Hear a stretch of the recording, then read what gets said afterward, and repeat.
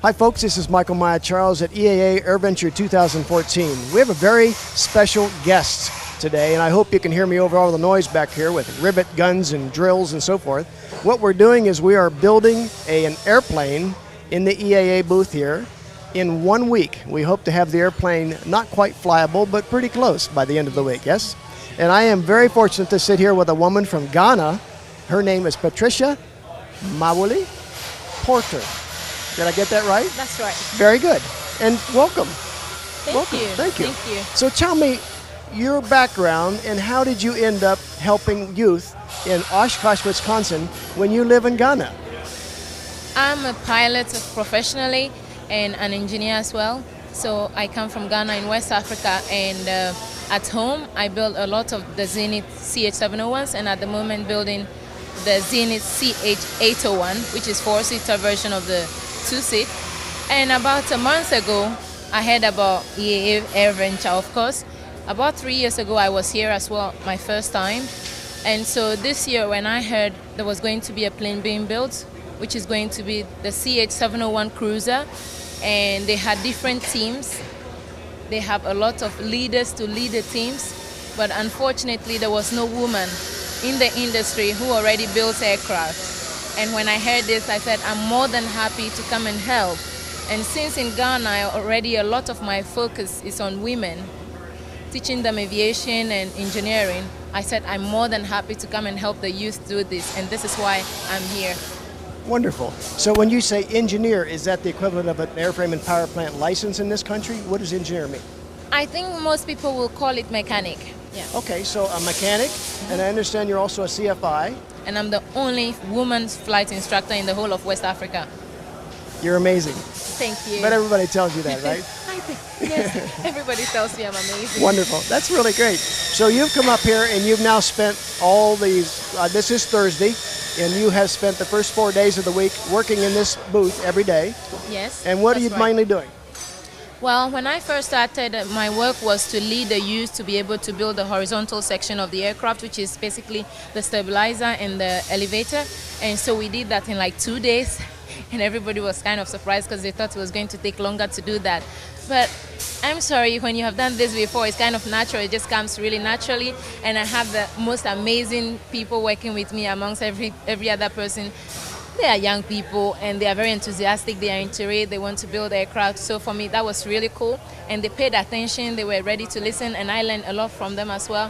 And so that was what we did. But after that, when the work was over, there was other stuff that needs done, like filing. I love filing. Somebody like filed a few minutes ago and it wasn't as it should be, so I went for it and filed it. Kind of natural, really. Yes. Your enthusiasm is bubbling out of your skin. You know that? I don't know. It is, absolutely. And I'm getting the enthusiasm out of that. That's really cool.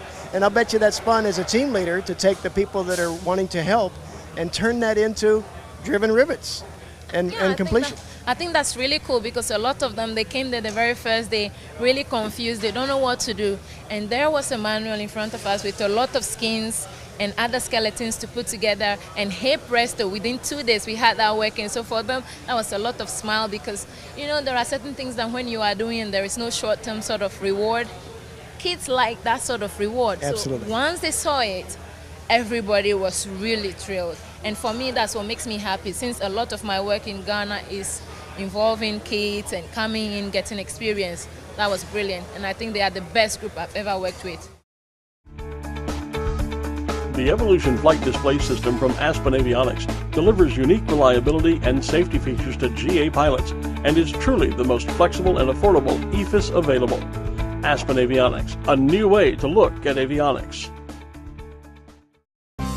ForeFlight Mobile gives you better situational awareness, more productivity, and simplified decision-making in one elegant app. Start your 30-day trial today and discover the joy of flying with ForeFlight. The debate is no longer about upgrading GA aircraft with NextGen, it's about financing it. The NextGen GA Fund is about doing just that. Find out more at www.nextgenfund.com.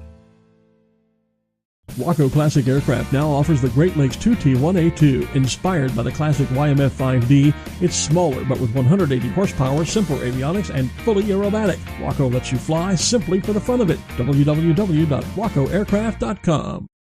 So, you've built other Zenith airplanes. How many airplanes have you built? So far we have built 3 of them, working on the 4th one in Ghana at the moment. So this is our actual the 5th one we are working on at the moment, and it's brilliant. So you are an engineer or a mechanic, a Yes. certified mechanic, and also a CFI, and you get those licenses in Ghana? Everything in Ghana. And how does that work? There's not just a lot of that Well, in Ghana, I would suspect. Our aviation authorities actually have licensed us as an organization to be able to issue the license on behalf of them, because they know we have a good safety record and we make sure everybody gets what they need. And for us, when it comes to flying, we like a win-win game. We want everybody who comes there and give us a bit of money, they should know their money is going to doing something really good. And so they have that confidence in us, and we do that for them. But a country as a whole, aviation is not like cotton. But we think somewhere in the future, if we hang in there, over time, people will begin to see what aircraft can do, what they can be used for. And as a developing country, I think once they come to understand that, it will move forward really, really quickly. Absolutely. And how many airplanes are in Ghana? How many little general aviation airplanes? If you talk about general aviation aircraft, I will be honest with you, there are not many of them. I think there are less than 100 of them, less than 100 of them. And we are the only private aircraft operators in the whole of the country. Wow. And how big is Ghana for the people that don't know Ghana very well? Ghana has a population of about 24 million people. And so it's not a very big country, but when a lot of people hear about Ghana, they think it's a little city, but it's a huge country.